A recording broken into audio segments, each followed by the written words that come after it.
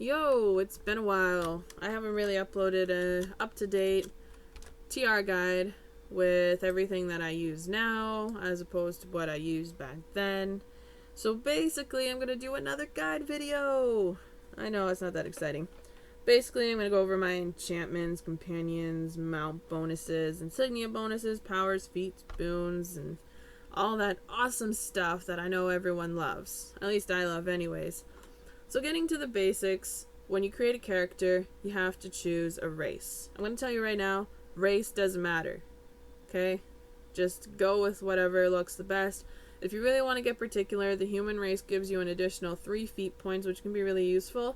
And if you don't mind investing money into the game, or you're already a veteran player that has been playing for a while and you can afford it, from like exchanging astral diamonds for Zen kind of deal, you can buy the Dragonborn pack, and the Dragonborn race will give you a 3% increase to your power and your critical chance. So, not that bad. Honestly though, doesn't matter. Looking into your ability scores, you got strength and dexterity. Dexterity increases your critical chance and your deflection chance, while your strength increases your damage bonus and your stamina regeneration. Those are the two you want to invest in all the way along from level 10 to level 70. Those are the only two you need to invest in. I want to note right now, this is a Trickster Rogue Master Infiltrator-Executioner guide. If you're looking into PvP, that's something totally different. Don't even bother with that, because this is not for PvP. If you want to go on MMO Minds, I do have a PvP guide there, and the link will be in the description, but that's not what this video is about. Looking into our stats, basically, your most important stats are going to be your power, your crit, your armor penetration, your recovery, your AP gain, and then you have a choice between lifesteal, deflect, and defense for your defensive stats. Looking at your offense and healing, this is kind of like the general overview of the total of those other stats that I just mentioned and their functions. So looking into what's most important from start to finish, your main goal is going to be getting your armor penetration up high enough. That's your main goal. What you want to aim at is 60% resistance ignored, which if you come down to offense, you see resistance ignored. Mine's at 58.5% with bondings alone. Once you enter combat, obviously that changes a little bit. But there we go. Minus 60%. Minus 60.1%. My bad. Either way, that is where you want to have it at. I do want to note for Module 12 that will be going up to 75% at the cap. Now, the reason for this is, let me find where I have it quoted on MMO Minds itself, because I think I pretty much hit the nail on the head with it, if my phone's going to let me actually view it. Don't care about that. Don't care about that. Armor penetration. Your enemies will have damage resistance. They will have, at most, 60% damage resistance. So 60% damage resistance will decrease your damage output by 60%. So having 60% resistance ignored from your armor penetration is like getting a 60% damage increase or buff. That's why it's important. I don't think I need to elaborate on that anymore. Following after, the armor penetration, you want to focus on power and crit. Power basically just increases the total damage that you're outputting, and crit basically increases your critical chance. Your critical chance means you're more likely to critical hit, and when you land a critical hit, that power, that the damage you did, is increased by a certain percentage, meaning you deal more damage. So if you have high critical strike, you're going to be dealing a lot more damage and stuff. Personally, my recommendation is you want it at max 90%. Mine's a little bit higher just because that's how things ended up playing out, but it's a good stat to have. You definitely want it. Offensive here, you won't see like your damage resistance, but as you can see, my power is almost at 60k, It can go higher in combat, and my damage bonus with that is plus 150%, so that's pretty good. You know, there's really no cap on power. Stack it as high as you can. Stack it to the roof. It's not money, but you can try anyways. Not lastly, but what comes after that is your defense, your deflect, and your lifesteal. All three are good, solid defensive stats. And you definitely want to invest, for starters, in at least one. Defense will decrease the amount of damage you're taking. So if you get hit for 100k, while your defense gives you damage resistance, and my damage resistance is 23.9%, so that 100k is then getting reduced for 23.9%. So I'm taking less damage, which is pretty sick. Looking at your deflect gives you deflection chance, which means there is a chance that you will totally ignore and deflect incoming damage. This is really great for hits that no matter how much damage resistance you have or lifesteal, you're going to get one shot. But at least deflect, there is a chance you could just ignore it completely. So a lot of people like that stat. Personally, I wasn't a fan of it because there's just a chance that it might happen. For me, it was kind of like gambling, but I guess it's kind of the same with lifesteal. Maybe. But even with low deflect, TRs naturally have high deflection chance too. And with the extra dexterity that I have, my deflection chance is pretty good. I'll be honest, I'm not really sure what people recommend to cap this at, but I want to guess maybe 50%. Maybe that's too high, I don't know. I'd actually have to look into it. I should know that. Last but not least is lifesteal, and I go for lifesteal. So basically, you have a chance that when you're dealing damage to a target, that damage is going to come back to you as a heal. So if you dish out 100k damage to Oxuno, or the green dragon, during Dragonflight, well, there's a chance that 100k damage is going to come back to you as a heal of 100k. Now, it's most effective when you have damage over time powers like Smoke Bomb, for example, where it's going over time, it's dealing quick but low amounts of damage, so then you're getting quick, low amounts of heal, as opposed to maybe 5 attacks that are large, but you only have a 1 in 5 chance to get it anyways. So basically, lifesteal just increases your lifesteal chance, meaning you're more likely to steal health. I'm at 25%. A lot of people recommend capping this at 20%, but that's kind of just the way it turned out for me. So you don't need it that high. Last but not least, when you have the luxury and you've taken care of your other stats and everything, I recommend investing into recovery. Recovery reduces the cooldowns, like the time of the cooldowns on your encounters. So Dazing Strike, at least for Saboteur, the cooldown is reduced to basically 5 seconds. And then when I use a daily power and then stealth, 1 second later, I can use it again because of the way the feats work. But either way, the cooldown ends up being really low, and you can dish out more encounters more consistently, meaning more damage. You also get more action point gain, which is really nice because that means you refill your action point gouge quicker. And yeah, those are pretty much the benefits to recovery, but like I said, don't focus on it until you have the luxury to do so. So yeah, let's move on to powers. Basically, how you see my powers below in the power tray here is how I have them set up. My class features are Skillful Infiltrator, which if we take a look at that, at rank 4 it increases your run speed by 20%. Yep, 20%. Your deflection chance by 4% and your critical chance by 4%. So that's pretty fair, that's pretty good. Invisible Infiltrator is the other one that I have slot, and basically whenever your stealth, when you use a daily power, so this is either your Lurker's Assault or your Whirlwind of Blades, then your stealth meter is 100% refilled, and then for 5 seconds afterwards your damage is increased by 20%. So using that with Lurker's Assault, plus, as we'll get into later, Back Alley Tactics, which is 25%, Lurker's Assault, where did it go? Lurker's Assault is 30%, so 30 plus 25, 55%. Then you add another 20% from Invisible Infiltrator. That's like a 75% damage buff. When you mix it all together, wow, it's a lot. Looking into my encounter powers, Smoke Bomb is basically a powerful area of effect encounter.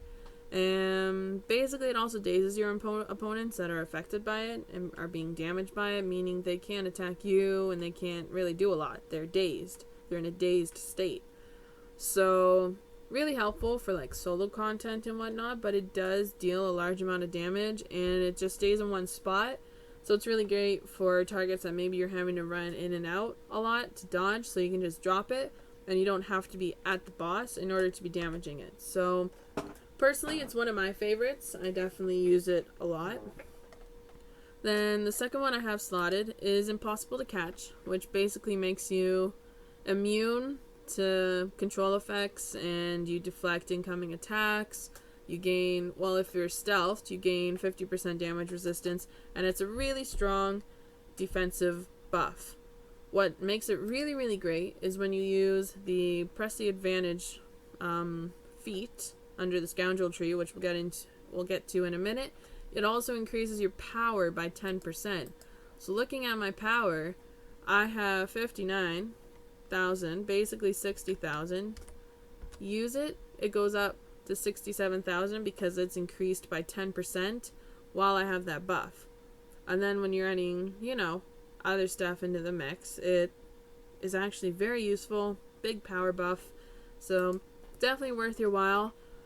Last but not least, I tend to use Dazing Strike. When you use it stealthed, it strikes in like an area of effect damage, so you deal multiple opponents, and you also daze them, which is really nice.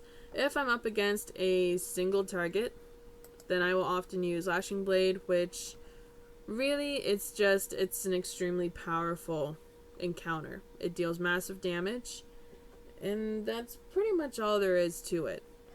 So that's pretty good. Looking at our at-wills, I like Sly Flourish because it's very fast. I've heard broken armor is actually broken right now, but I haven't actually proven that because I haven't tested it. But it's quick. You can stop at any time. It's not like Duelist Flurry, like once you get into the 3rd or 4th stage of it, you can't just dodge or anything. You're kind of stuck there until it's done. But it's just quick, great for like, you know, dodging in and out, quick attack between encounters, stuff like that. And basically, when you complete the combination as well, it's supposed to apply broken armor, which means the target takes 5% more damage from all sources. So not just from you, from everyone. So it's a little bit like a party debuff as well on your enemies. So pretty good. The other one I use is Duelist Flurry. It can add a bleed effect, which is great and all, and that can stack up to 10 times, but first you strike with 2, so 1, 2, and then you do like a quick attack of like several. And when you use it like with stealth, for example, it's big numbers, it's big damage, pretty quick, and it's definitely worth your while to use it. Some people will argue it's good to use Cloud of Steel. If you're having to play a little bit more ranged, then yes, I would definitely use Cloud of Steel if you're really not using Duelist Flurry anyways. So there's that too, which it's your only ranged at will, really, in the Master Infiltrator path anyways. So that's what's unique to that. Last but not least, we can look into our daily powers. So you have Whirlwind of Blades, which is basically an area of effect attack, and you gain power for each enemy you hit. So if you look right now, my power is roughly 60k. Let's try and get this up here. So now, cast it right here. So area of effect, boom, my power is at 117k now, and that's going to last a few seconds, then it'll go down to 60k again. But it gives you a pretty good power buff, which is really nice. So that's what's good about that. And then second, you have Lurker's Assault, which it actually doesn't deal damage. It's a straight up buff, but I think, as I mentioned earlier, when you mix it in with Invisible Infiltrator, its own buff, and then also the back alley tactics feat, you're getting a buff of basically 75% damage. That's pretty powerful, and I don't know if we can just quickly raise my AP gain here. Can we?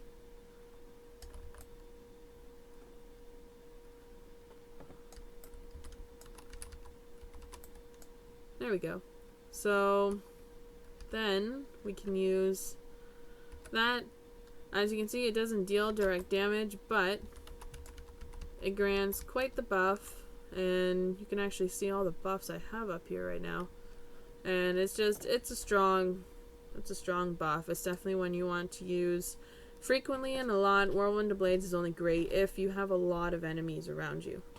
So that's pretty much that as far as powers go. And yeah, I guess we can include stealth as a power. A lot of players actually don't seem to know this. I've encountered quite a few. When you stealth, you gain combat advantage, meaning you also deal more damage just from that. And you also gain 100% crit chance. So if you look at my crit chance now, 93%. Stealthed, now it's 193%. So stealth is great that way, and like I said, you also get the combat advantage. So there's a lot of advantages to having stealth and using it and utilizing it properly in combat, because it can be a huge asset. It is a huge asset, actually. Very important to use. What am I talking about? Moving on to feats. Action advantage is a little bit like a filler just to get you by in this whole heroic tree here. But basically, you gain 10% additional action points for dealing combat advantage. Once again, basically when you're stealthed. Weapon mastery increases your critical chance by 3%. Cunning ambusher, you deal 6% more damage for 6 seconds after leaving stealth, and this does stack. So if you leave stealth 3 times within the same 6 seconds, you're getting an 18% damage buff. That's a lot. So definitely one you want to have. Endless Assault, your encounter powers deal 6% more damage. Do I need to explain that? It's common sense. It's just, it's more damage. Just, it's handed to you for free. So you can't say no to that. Twilight Adept, it's only 2 out of 5, but if you happen to take the human race and you have 3 more heroic points than I do, put this 4 out of 5. You'll see why in a minute. So Twilight Adept, basically when you dodge roll, it restores a percentage of your stealth meter. So 2, 4, 6, 8, 10%, however many points you have invested into it. So personally, I really like it when I'm in combat, and sometimes my stealth meter isn't quite full, but it's almost there. So, you know, it's just like dodge roll, and it's full, and then boom, you can stealth and attack and do your thing. Disciple of Strength increases the amount of bonus strength gives you. The bonus damage strength gives you by 6%. If you are the human race, because as you can see I have 2 out of 3 on this. If you're the human race, make this 3 out of 3. So then you have an additional 2 points in Twilight Adept and 1 point in Disciple of Strength. So personally, that is what I recommend anyways for that. And in case you're not making the connection, Strength is your ability score, which increases your damage bonus. So no complaints about that. Last but not least is your Scoundrel training. So your Atwells deal 9% more damage to foes not targeting you. Great for raids where you have a tank whose job is to take the aggro and to take, you know, all the enemies for him to target, or to target him. So really great for raids. Looking at the Scoundrel tree, I have Bloody Brawler, which increases your lifesteal by 2.5%. If you did not invest into lifesteal but deflection, you can go with Roll with the Punches, which is exactly the same thing, just it's deflection. Then you have Press the Advantage, which I kinda already went over. Your Impossible to Catch power. Now when you use it, it also increases your power by 10%. Pretty sick. You kinda want that. Back alley tactics, I didn't really explain this, but basically when your action point gouge, which is this yellow shape that I can't think of the word in English, that's sad, but the AP gouge or whatever, when it's empty you deal 25% more damage, and then this bonus diminishes. Milo went upstairs. I saw.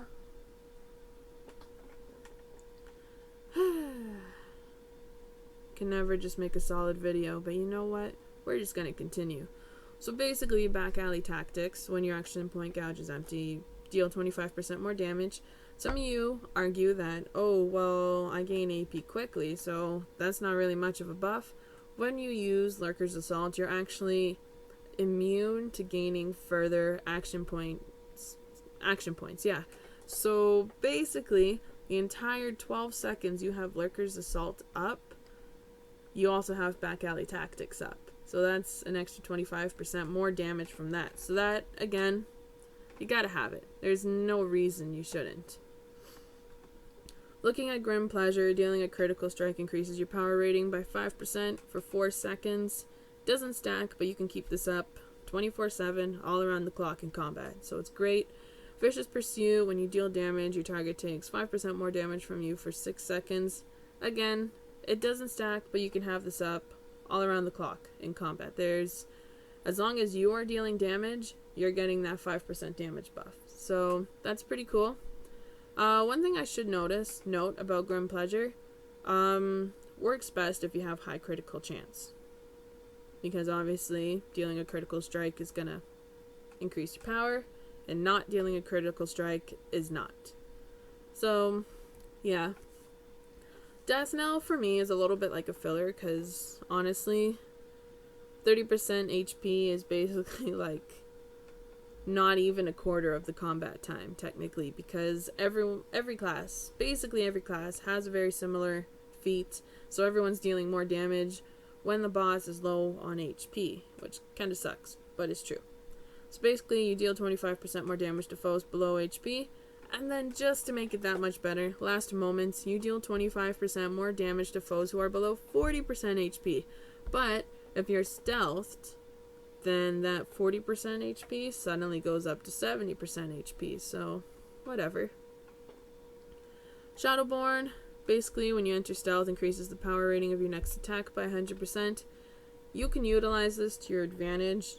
You know, like, okay, I just entered stealth and I want to use Lashing Blade because it already deals a lot of damage, so adding a buff to it is just going to make it that much better. So, you know, if you get used to your rotations and you play them right, you're pretty much golden.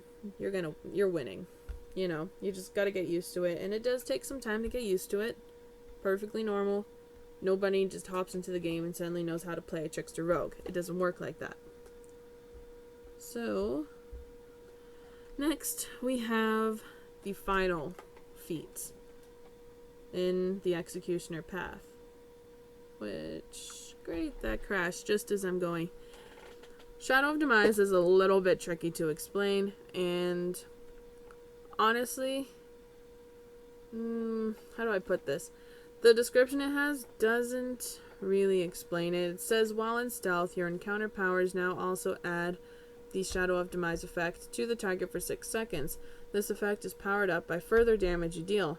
Additionally, you generate stealth 20% faster and no longer have your regeneration interrupted when taking damage. So basically, when this effect ends, so that's 6 seconds where you're dealing damage and powering it up, then your target takes piercing damage that's equal to 50% of the damage dealt to its target by you, the rogue. And just an FYI, piercing damage cannot be deflected or ignored. So it makes it a pretty sick feat to have, and it definitely works. I'm actually going to read what I have written on MMO Minds, just because I think it might explain it a little bit better or a little bit differently. So basically, more or less, when you use an encounter power on an enemy while stealthed, Shadow of Demise procs. The total damage you deal within the following 6 seconds is added up, and then when the 6 seconds are done, you know, it's been 6 seconds, time's up. The enemy who is under the Shadow of Demise effect takes an additional massive hit of 50% of the damage you dealt in the previous 6 seconds. So it cannot be deflected, ignored, it's piercing damage. So basically you deal an extra 50% raw damage of what you just did in the previous 6 seconds. Obviously you have to plan around how you're going to cast that, what you're going to cast in those 6 seconds, and try to utilize those 6 seconds to your best advantage with buffs and debuffs and, you know, all that good stuff. So that's basically how that goes. Now, let's see. Boons. I don't think we really need to go over boons. If you want to like see all the boons and everything, check out MMO Mines. It's gonna take a long time to go through the boons. I can just click on them. You can pause the video and just see what I have, and then you can open your boon sheet and hover over and be like, oh, okay, that one gives 5% lifesteal severity, or that one gives, wow, I'm hovering over all the lifesteal severities. You know, this one gives 300 power and 2k HP, you know. So you can just, you know, hover over that, check it out. And I pretty much have all my boons done. The only ones that I think I would mention, that one speaks for itself. 3 out of 3 on the final one in Storm King's Thunder. And then I would do 2 out of 3 on, actually, you know what? 3 out of 3 on Dragon's Fury, which increases your critical severity. I've been meaning to do that, but I haven't really been interested in respecking my entire character just to change that one little boon. So 3 out of 3 on that one. Alright, now this gets a little bit detailed. These are my companions. I have an Air Archon, which increases your damage by 5% to foes not at full health. So the only time you don't have this buff is your very first strike on an enemy, making this pretty much, it's a given free 5% damage increase. Then you have the Earth Archon, which basically when you're at full health, your own tune, your Trickster Rogue, or maybe your Control Wizard, or whatever tune you're playing, I'm guessing if you're watching this, you're playing a Trickster Rogue, your damage is increased by 6%. Doesn't matter on your enemy's HP, it's just your HP. So really great for raids where you got a tank and heals taking most of the damage. Then you have your Fire Archon, which increases your damage against targets with less than 50% HP by 7%. Again, a lot of people have this, so and once it hits 50% HP, it kind of just melts. So it's like 20% of the actual combat time, you're getting that buff. That's just the way it works. There's also the Siege Master, which straight up you deal for 4% increased damage, and it's increased to 8% when you're on the Stronghold map. Then you also have your companion, the Errands of Belial, which increases your critical severity by 10%. So those are the ones I run. The Air Archon is my summoned companion.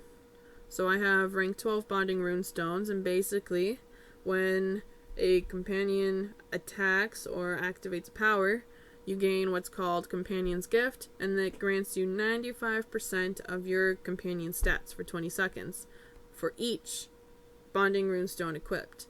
So 95 plus 95 plus 95, and to top it off, because it's legendary, you gain the legendary bonus, which you gain 15% of its stats.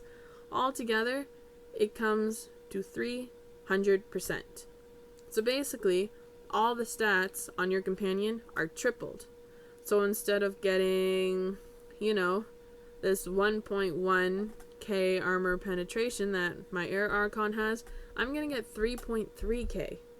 So very overpowered, very important to have bonding rune stones. The gear I have is legacy gear, you can't get it anymore, but basically I have 2 Ring of the Loyal Commander, so which gives power recovery, and then I also have the Necklace of the Loyal Avenger, which gives power, crit, and armor penetration. So this is how I get my armor penetration up, because if you see my stats out of combat, I only have like 2k, and it's not enough, obviously. Looking at my enchantments in my defenses, I have a dark enchantment for extra lifesteal. Minus the necklace, I have a silvery just for, you know, mix it up, a little something different. And then all my offenses, I have rank 12 brutal enchantments, which give me extra power and extra critical strike. So I get the best of both worlds. No Hannah Montana pun intended. I think I've said that before. I might have said that in the last video. I don't know. So that's basically my summoned companion. A lot of people argue that the sellsword is really good. I tried it, and you do deal more damage with the sellsword as your summoned companion in place of the fire archon. The only problem is, I didn't like it. Personally, I didn't like it, but to each their own. I prefer the archons. Come mod 12, they are reworking these companions, so having the triple archons will be a viable option as opposed to the sellsword again. They will be on equal footing. So, you know, that's something to look forward to. So that's why I'm just sticking with my air archon. But I did try the sellsword, and I will attest that you do deal more damage with it. Next, actually, you know what? I totally skipped my gear. Looking at my gear, I will go into that next. I know, it slipped my mind. So I have Manticore gear. It comes from Masterwork. You can either buy it off the auction house or craft it yourself. So basically each piece gives power, crit, defense. That's why I like it, because it's a huge amount of power, a huge amount of crit, huge amount of defense, and those are the only stats that I could say I'm really interested in. My weapons, I literally just got these yesterday. I got the Titan Steel Daggers because they're going to be the next best in set weapons, basically. So basically, you gain a consistent 2% outgoing damage, outgoing healing, and 2% less incoming damage. And basically, the more people you're partied with that have the same Masterwork 2 weapon sets, it stacks, and it can stack up to 5 times because you can have up to 5 players in your party. So if you're 5 for 5 in your party and everyone has these weapons, it is now increased to 10% outgoing damage, 10% outgoing healing, and minus 10% incoming damage. So this is great for the healer, the tank, and the DPS. And it's pretty overpowered, and there's no cooldown on it. So that's why I just switched to these. These are also, again, Mastercraft, Masterwork. Again, you can buy them off the auction house, or you can craft them yourself if you're really dedicated, but they are a bit tricky. Looking at my neck piece, I have a Greater Imperial Dragon Cloak. Increases my action points by 4% every 3 seconds while in combat. Gives me power, crit, recovery. Pretty straightforward. Again, Mastercraft, Masterwork rings. The Sphene Restoration Ring gives power and recovery. And then the Scintillant Raid Ring gives critical strike and recovery instead. So that's pretty good. Then I have the Greater Twined Rope of Dexterity, which gives me power, crit, and armor penetration, and some dexterity. So that's pretty good. You will notice I'm not using... What? Yeah. No. Yes. How long are you gonna be? 15 minutes? I'll be honest, I've been trying to record all day. And every time someone walks in, it's either my cat's meowing at me or my gerbils are throwing their whatevers at the glass or something. I'm supposed to take my parents out for dinner tonight. So, yeah, let's just get this done and over with. Because you know what? I think this is my 8th or 9th time trying to record this. And I'm so close to done. So you know what? Just bear with the interruptions. So anyways, you'll notice I'm not using an artifact set. And honestly, I preferred getting the extra dexterity to help increase my critical chance, because that allowed me more space and more room to invest into other stats like recovery. Which originally that's how my build was. It was a very high recovery. And I think originally I had like 26 recovery, but my critical chance was like 40% or something. It was really low. And it was fun and everything, but it wasn't practical. So the way I have it now, it is practical. You can still be the top DPS, can still solo a red dragon in Dragonflight. I was about to say DF, same thing. So that's kind of the benefit to that, but I will admit using a set like Lost Mouth or the Demon Lords artifact set, they will increase your damage more. This is just my personal preference, my personal play style, but I do recommend the other two if you're looking to be like top DPS. But this is still viable and this is what I go with. So that's that. So looking into the shirt, pretty much the typical shirt. You can make this either via Professions or you can buy it off the auction house. And the shirt gives power, armor pen, defense, deflection, and the pants give power, crit, armor pen, and defense. So all in all, those are the best in set shirt and pants. I was about to say a mix of pants and trousers, but they're pretty much the best you can get right now. Looking at my enchantments, I have in my defense slots, all my defense slots are dark enchantments, and all my offense slots are radiant enchantments. Maximize on power, maximize on lifesteal. That's pretty much how it goes. Looking into my armor enchantment, I have a transcendent negation enchantment, which gives you damage resistance, and it just makes you a little bit tankier when you're doing stuff. And it also gives you a 1% increase to recovery, which can stack a maximum of 10 times, so that's actually a 10% increase to recovery. So as a player that really likes to invest into my recovery, that is value to me.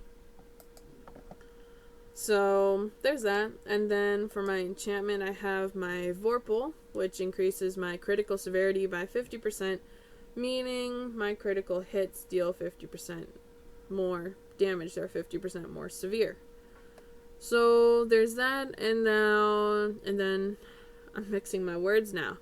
My critical chance reduces, or my critical strikes, my bad, reduces my target's damage resistance by 2% and damage by 2%. So it also adds a debuff to your enemies. So all in all, it's pretty good. That's what I'm using for gear. Looking into artifacts, I have Sigil of the Controller because it adds power and crit. Love it. Sigil of the Hunter, power and recovery. Love it. I actually have the Eye of the Giant. I use this as my primary artifact for solo content just because I don't have to be chasing after the silly fire element with the Wheel of Elements. And it gives power, crit, armor pen, and defense. So I actually kind of like the stats. I have been wanting to switch to Heart of the Blue Dragon, I think it's called, which gives crit and recovery if I'm not mistaken. But at the same time, I kind of like the Eye of the Giant. It's a mix of everything, and you know, I like it, and I like the buff from it too. So there's that. If you really like deflect, Sigil of the Trickster gives critical strike and deflection. So there's also that option. Another viable option as well is the Sigil of the Devoted. It increases your action points, so it gives you a ton of action points, heals you a little bit, and gives power and defense, so it's really not that bad. It's a pretty viable, good option. Wheel of Elements, basically, when you summon it, you have 4 elements to choose from, and you have to run through the correct element. The one you want to aim for is fire because it increases your damage by 30%, and it lasts for 28 seconds. So this means basically you have a 1-minute cooldown. For 30 seconds of that, you have this buff.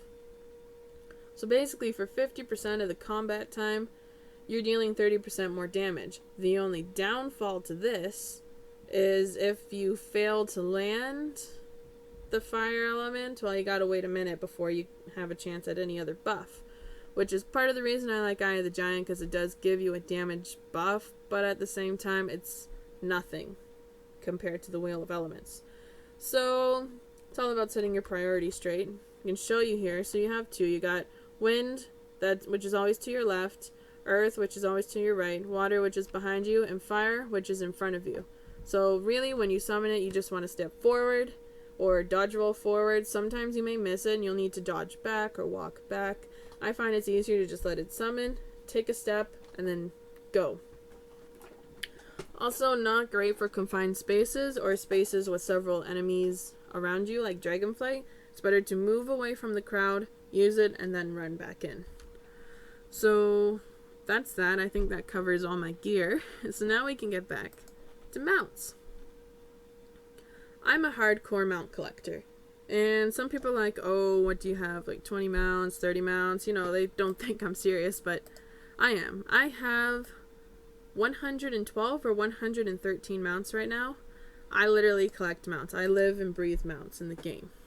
So one of my mounts is the Tensor's Disc, the Tensor's Floating Disc.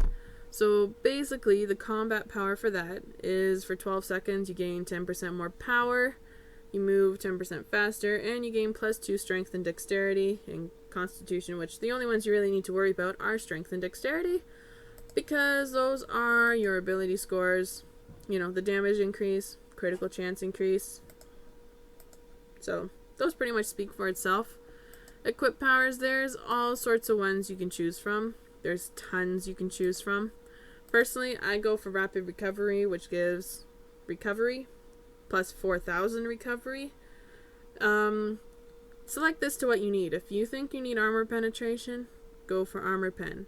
If you think you need maybe a mix, like you don't need a lot of armor pen, but you need power, like find one that suits your needs based on your stats.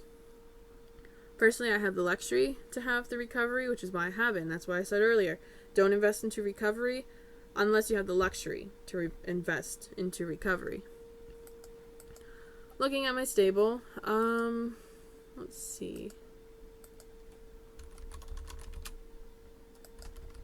Can I view chat? Which one can I view chat in? This one. So, I have found the easiest way to show you the stats on my mounts is by inserting them into chat, but then everyone complains that you're showing off or something like that. So, Armor Bullet, you'll notice mostly I have critical chance on most of them, or I mean critical strike. Critical strike and power are the main ones. I have, I think I have 2 armor penetration ones, but it's mostly power. Oh, there's a recovery one. And then there's also, yeah, there's the armor penetration one. So you can really mix and match these to what you need. You can really customize them. They do give item level, so it's a great way to build item level if you're a new player. Even just green ones will give you 40 item level each. So definitely something to consider. Looking at my actual buffs that I have here, Cavalry's Warning, basically when you use it and stuff, when you use a combat power, so that is your Tensor's Transformation we just talked about, then you also gain an increase of 10% to all your stats. Every single stat increased by 10%. So it's pretty powerful, and it also lasts for 12 seconds, so it is basically like it's part of Tensor's Transformation. Really great if for some reason, well, not if for some reason, I mean if you don't have a legendary mount and you don't have a mount combat power, go for Wanderer's Fortune. Wanderer's Fortune is going to give you refinement, and you're going to want refinement. So that's basically end of the story. That's pretty, that's that. Assassin's Covenant, you lose 10% of your defense, deflect, and lifesteal, but you gain the combination of those stats as power. So extra power, a little bit less defensive stats, but it's cool. It's definitely worth your while. Artificer's Persuasion, when you use an artifact power, so that is your Wheel of Elements, your recovery, movement, action point gain, and stamina gain are increased by 10% of your power. Let me know, you don't lose power, it's just however much power you have, that is what the increase is based off of. So as you can see, right now I would gain basically 6,000 recovery, movement, AP gain, and stamina. So, great buff. Gladiator's Ghoul, you move, or Ghoul, I can never pronounce it right. Forgive me on that. English is technically not my native language, so forgive my pronunciation. Basically, you move 15% faster. That's all you really need to know about it. Protector's Camaraderie. Whenever your companion attacks, you gain 3% of your power and defense for 10 seconds. This stacks up to 4 times, and the cooldown basically just resets. As you can see here, it'll maybe make it down to 7 seconds, 8 seconds, and it stays. So you gain an easy 12% extra power and defense throughout your whole combat experience. And that is pretty much that. I think I covered everything. Let me check here on my MMO Minds guide, because being me, I probably would forget something. So I got the race. So we have our race, the Sun Elf. We have our ability scores. We did our feats. We did our powers. We did our boons, the gear and enchantments. We did artifacts. I did companions. And I did mounts, insignias. So I think we're done. I think we're good to go. And that is the updated version of my Trickster Rogue Guide. It's done. I finally completed it. We had a couple interruptions along the way, but it's done. So if you have any comments, questions, or suggestions, criticism, whatever, you can leave them in the comments below. And like I said, the link to MMO Minds will be in the description. And yeah, I guess thanks for watching. I don't know. My throat's getting a little bit dry. It's a lot of talking. Anyways, thanks, and ciao for now, I guess. Yeah, I guess so. I'm not sure how to do outros, but yeah, we'll just invoke and call it that. See ya!